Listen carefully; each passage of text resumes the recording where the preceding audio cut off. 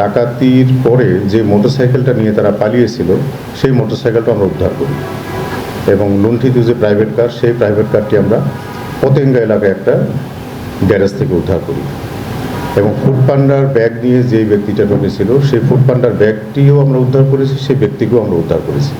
সুতরাং এখানে আমাদের টোটাল রহস্য বলতে আমরা যেটা বুঝি সেটা সম্পূর্ণভাবে উদ্ঘাটিত হয়েছে। আমরা এখন পর্যন্ত 7 জন ব্যক্তিকে যারা সরাসরি এই টিমের সাথে জড়িত ছিল সেই 7 জনকে আমরা গ্রেপ্তার করেছি।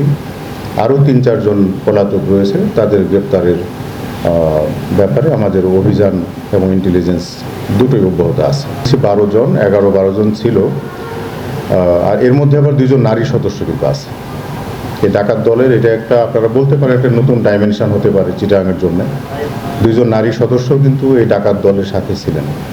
তাদের মধ্যে একজন শারমিন, তাকে আমরা অলরেডি গ্রেপ্তার করেছি এবং সে অকপটেই স্বীকার করেছে। মানে এত এভিডেন্স তাদের আছে, স্বীকার না করে তাদের কোনো উপায় নেই। যে গ্যারেজ আমরা পেয়েছি সে ফয়সালকে আমরা সন্দিগ্ধ হিসেবে রেখেছি। আমার মনে হয় যে আমরা আরও বিশ্লেষণ করলে, আরও জিজ্ঞাসাবাদ করলে আমার তার বিষয়টা চলে আসবে। যেহেতু 10 তারিখ থেকে 20 তারিখ পর্যন্ত বা 21 তারিখ পর্যন্ত যেহেতু গাড়িটা, এই ডাকাতির গাড়িটা যেহেতু তার গ্যারেজে আছে এবং সে এই বিষয়টা নিয়ে কাউকে রিপোর্ট করে নাই, সুতরাং আমরা আপাতত ধরে নিতে পারি যে তার সংশ্লিষ্টতা আছে। তারপরও আমরা এটা খতিয়ে দেখবো যেন সে ভিক্টিমাইজ না হয়। কারণ আপনারা জানেন একটা জিনিস, ডাকাতির মাল বা চুরির মাল যদি কারো দখলে থাকে তাহলে সে অবশ্যই সে মামলাতে জড়িয়ে পড়ে। মনে করেন আমরা হয়তো বা রিমান্ড চাইবো, আসামিদের রিমান্ড চাইলে আরও আমরা একটু দীর্ঘ সময় নিয়ে কথা বলতে পারবো। কারণ আপনারা জানেন যে আসামি গ্রেপ্তার করার পরে আমাদের কিছু বাইন্ডিংস থাকে, সময় সংক্রান্ত বাইন্ডিংস থাকে, সেই জন্য আমরা তাদেরকে আদালতে প্রেরণ করছি। রিমান্ড পেলে আমরা এই বিষয়গুলো নিয়ে আসতে পারবো। আমরা এখন পর্যন্ত যেটা জানতে পেরেছি যে এই বাড়িতে একজন ব্যক্তি, তার নামটা আমরা বলছি না এখন, এই বাড়িতে সে বিভিন্ন সময় বিভিন্ন এমপ্লয়ি সাপ্লাই দিত, দারোয়ান বা কাজের মেয়ে এগুলো সাপ্লাই দিত, কিন্তু সে এখানে কাজ করে না।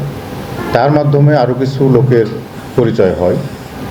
আর এখানকার চট্টগ্রামের মধ্যে আরও কিছু ইয়াং ছেলেপেলে এবং অনেকেই আছে এর মধ্যে শিক্ষিত ছেলেপেলে, তারা ধারণা করে যে এই বাড়িতে শুধু একজন মাত্র ভদ্রমহিলা থাকেন, এখানে নিশ্চয় আসলে আমরা কিছু পাবো, এটি একটা তাদের ধারণা ছিল।